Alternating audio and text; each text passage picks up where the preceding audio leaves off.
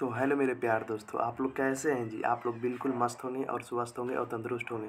तो आपको अपना परिवार हॉबी स्टडी सेंटर में आप लोग का स्वागत करते हैं। आज आप लोग को लेकर आ गए हैं पॉलिटेक्निक का मोस्ट वीवी ऑब्जेक्टिव। तो यहाँ से आप लोग को बोल रहा है देखिएगा, यहाँ से गाड़ी के साइड मिरर में किस दर्पण का उपयोग किया जाता है।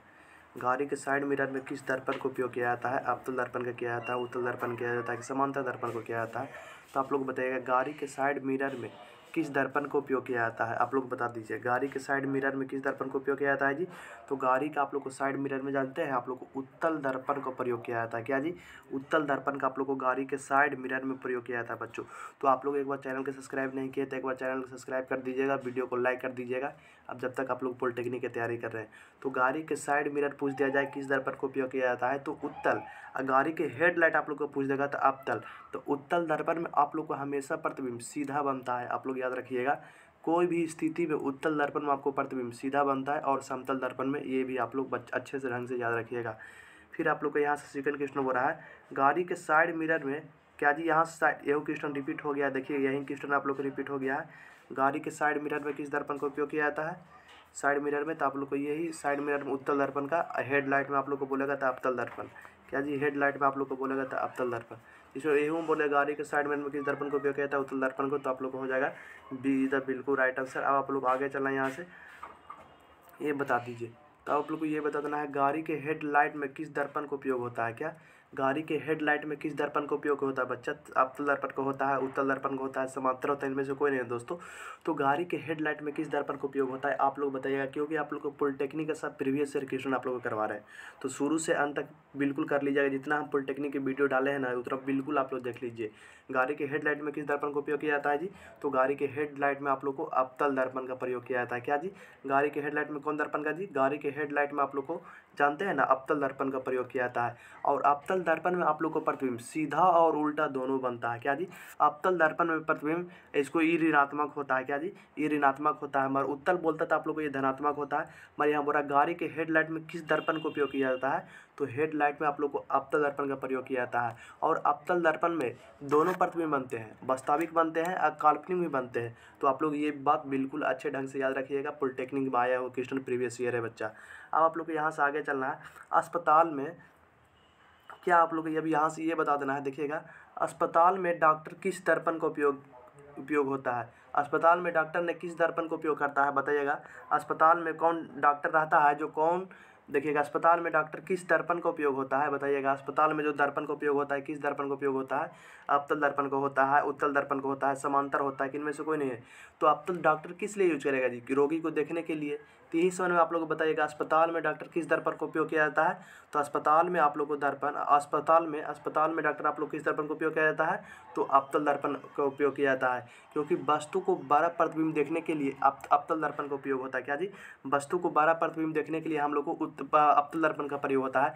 मगर ये उत्तल और समांतर होता है ना, उत्तल और समतल होगा तो सॉरी गलती लिखा गया ऑप्शन, या उत्तल और समतल रहेगा ना, इसमें हमेशा सीधा प्रतिबिंब बनता है। क्या जी, यह इसमें हमेशा कैसे प्रतिबिंब बनता है, इसमें हमेशा आप लोग को सीधा प्रतिबिंब बनता है। आप लोग याद रखिएगा अच्छे ढंग से।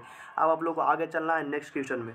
यहाँ से बोला रक्त का पीएच मान क्या होता है। क्या रक्त का आप लोग को बोल दिया रक्त का पीएच मान कितना होता है बच्चों। तो रक्त का पीएच मान ऐसे 7.4 होता है। क्या 7.4 होता है, आप लोग याद रख लीजिए। रक्त का पीएच मान कितना होता है, 7.4 होता है। आप लोग को पूछ देता हीरा का अपर्तनांक कितना होता है। क्या आप लोग को पूछ देता हीरा का, इसको आप लोग को हो जाएगा रक्त का पीएच मान 7.4 होगा, आप लोग याद रखिएगा। और पूछ देगा आप लोग को हीरा का अपर्तनांक कितना होता है, प्रीवियस ईयर क्वेश्चन है 2.42। क्या जी 2.42 होता है अपर्तनांक, आप लोग को याद रख लेना है। Most VVI objective. रक्त का पीएच मान पूछ दे तो 7.4 बोल दीजिएगा। पानी का पीएच मान पूछ दे तो 7 बोल दीजिएगा। आप पूछेगा रक्त कैसा है तो आप लोग बताइएगा क्या है, क्षारीय होता है रक्त। और उधर पानी का पूछ देगा पीएच मान कितना होता है तो 7, तो 7 वाला जानवे करते हैं उदासीन होता है। आप लोग को ऐसे याद कर लेना है, बिल्कुल आप लोग अच्छे से ढंग से याद कर लीजिए। चैनल के सब्सक्राइब नहीं किए तो एक बार चैनल को सब्सक्राइब जरूर कर लीजिएगा, वीडियो को लाइक कर दीजिएगा। और जितना हम पॉलिटेक्निक आप लोग को वीडियो डाले हैं यूट्यूब पर सब आप लोग देख लीजिएगा। फ्री में आप लोग को इतना मस्त मस्त ऑब्जेक्टिव करवा रहे हैं बच्चों, ऐसा आप लोगों को कोई भी नहीं करवाएगा। हल्के ही नहीं, हल्के क्वेश्चन हम करवाते हैं, क्योंकि सबसे पहले आप लोग को पॉलिटेक्निक में हल्के आता है तो हल्के नहीं करवाएंगे जी। आप लोग आगे चलना है। यहाँ बोला पानी का पीएच मान क्या होता है। क्या आप लोग आएंगे जी, पानी का पीएच मान कितना होता है। तो पानी का पीएच मान आप लोग को 7 होता है, क्योंकि उदासीन होता है। क्या जी, क्योंकि यह उदासीन होता है। क्या होता है, ये उदासीन होता है। क्या पानी आप लोग उदासीन होता है, इसमें आप लोग धारा प्रवाहित हो सकता है। तो क्या ऐसे होता है, पानी का पीएच मान कितना हो जाएगा बच्चा, पानी का पीएच मान कितना हो जाएगा जी, पानी का पीएच मान कितना हो जाएगा, तो 7 हो जाएगा। आप लोग को याद रख लेना बिल्कुल अच्छे ढंग से। तो 7 होगा तो कैसा हो जाएगा, आम्ल होगा, क्षार होगा कि लवण होगा, तो आम्ल होगा, ये क्षार, ये लवण नहीं होगा, तो ये लवण हो जाएगा, उदासीन हो जाएगा। और 7 से कम पीएच मान, मतलब आप लोग को इसमें पूछ देता 7 से कम पीएच मान वाले क्या होते हैं, तो 7 से कम पीएच मान वाले आप लोग को आम्ल होते हैं। क्या होते हैं, आम्ल होते हैं। और 7 से अधिक पीएच मान वाला क्या होते हैं जी, 7 से अधिक आप लोग को पीएच मान वाला क्या होता है, क्षार होते हैं।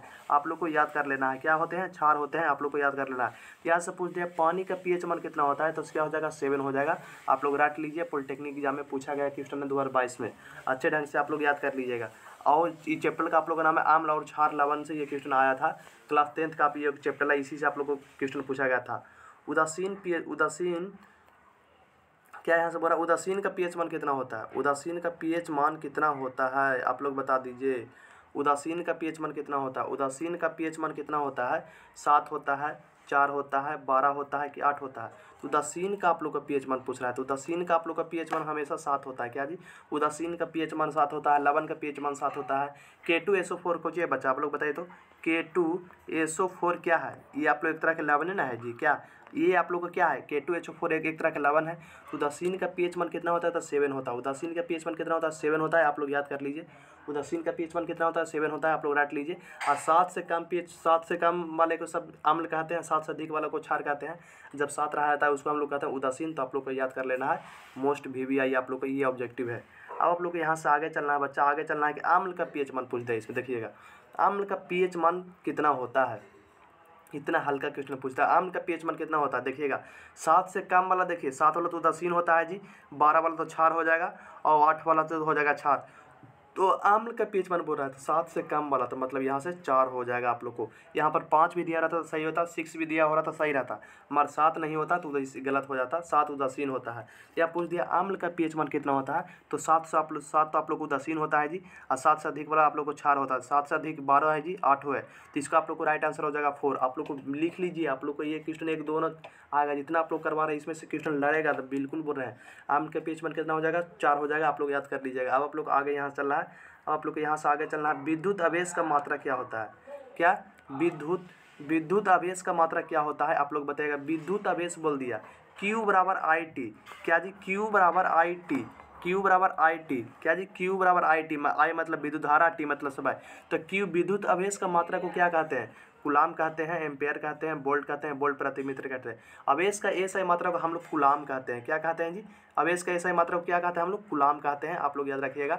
अब विद्युत धारा के SI मात्रा का आप लोग को पूछता, तो विद्युत धारा के SI मात्रा के एम्पेयर होता है, मगर आप लोग को पूछता है कि विद्युत आवेश का SI मात्रा तो हो जाएगा कूलम। आप लोग याद रख लीजिए, पॉलिटेक्निक में आया हुआ 2018 का क्वेश्चन है, तो आप लोग बिल्कुल अच्छे ढंग से याद कर लीजिएगा बच्चा, क्योंकि आप लोग को कोई भी दिक्कत नहीं हो सकता पॉलिटेक्निक एग्जाम में बैठेंगे तो। आप लोग को यहाँ से आगे चलना है। सबसे ज़्यादा तरंगदैर्घ्य होता है, सबसे ज़्यादा तरंगदैर्घ्य किसका होता है, इसमें से बताइएगा। लाल का होता है, हरा का होता है, पीला का होता है कि बैंगनी का होता है। सबसे ज़्यादा तरंगदैर्घ्य आप लोग को पूछ रहा है, तो क्या मारिएगा जी, सबसे ज़्यादा तरंगदैर्घ्य इसमें से आप लोग जानते हैं किसका होता है, लाल का होता है।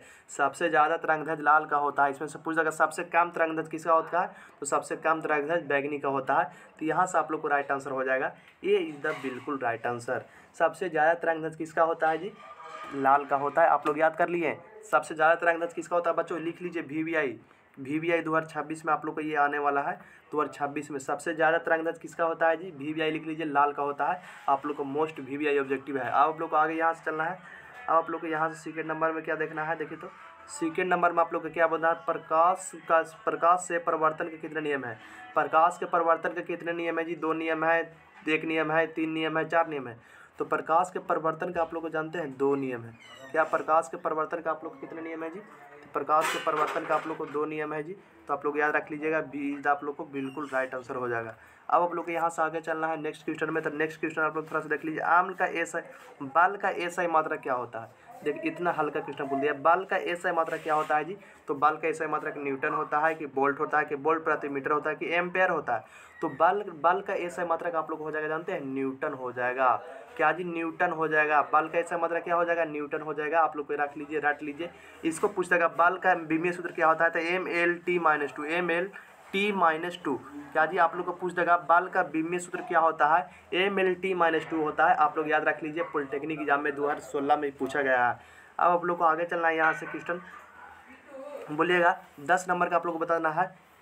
एलपीजी का मुख्य घटक क्या है? एलपीजी का मुख्य घटक क्या है जी? मीथेन है, इथेन है, प्रोपेन है, ब्यूटेन है, कार्बन मोनोऑक्साइड है। तो इसका आप लोग को हो जाएगा प्रोपेन और ब्यूटेन हो जाएगा। क्या जी एलपीजी के मुख्य घटक है जी? प्रोपेन और ब्यूटेन है। आप लोग को यहाँ से याद रख लेना है। फिर आप लोग को यहाँ से आगे चलना है, पूछ रहा है कार्य करने की दर को क्या कहते हैं?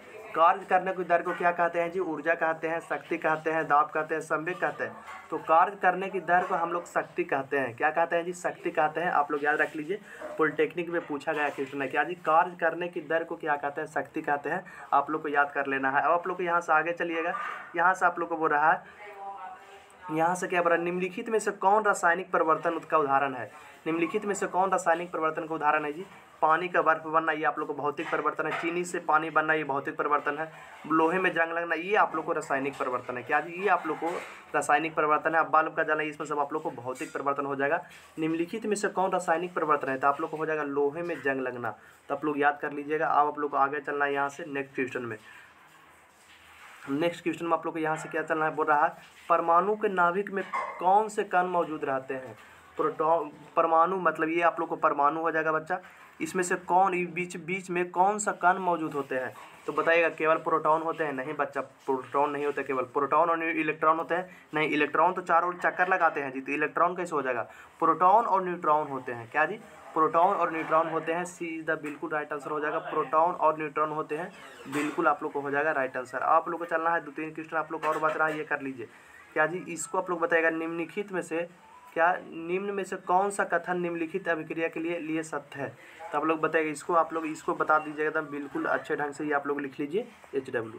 आप लोग को यहाँ से आगे चलना है, ये आप लोग को ये यहाँ बताना है जी क्या, आवर्त सारणी के 36 पंक्तियों को क्या कहते हैं? आवर्त सारणी के 37 पंक्तियों को क्या कहते हैं जी? आवर्तें ही कहते हैं। क्या कहते हैं? पीरियड भी कहते हैं। आप लोग ये याद रख लीजिएगा, आवर्त कहते हैं। आप लोग बिल्कुल याद कर लिए ना जी, बिल्कुल आप लोग को याद कर लेना बच्चा, क्योंकि पॉलिटेक्निक एग्जाम का आप लोग इस पर आप लोग निकाल दीजिए दम, बिल्कुल आप लोग पर भरोसा है कि आप लोग निकाल दीजिएगा। कार्बन का सबसे कठोर अपरूप कौन सा है? कार्बन का सबसे कठोर अपरूप कौन सा है जी? हीरा है जी। आप लोग को याद कर लेना है। बी इज द बिल्कुल राइट आंसर। क्या जी बी इज द आप लोग को बिल्कुल है। हीरा का प्रतिनांक कितना होता है? 2.42 होता है। क्या जी 2.42 होता है। आप लोग को याद रख लेना है, पॉलिटेक्निक एग्जाम में पूछा गया है। आप लोग को यहाँ से आगे चलना है, अम्लों का स्वाद कैसा होता है?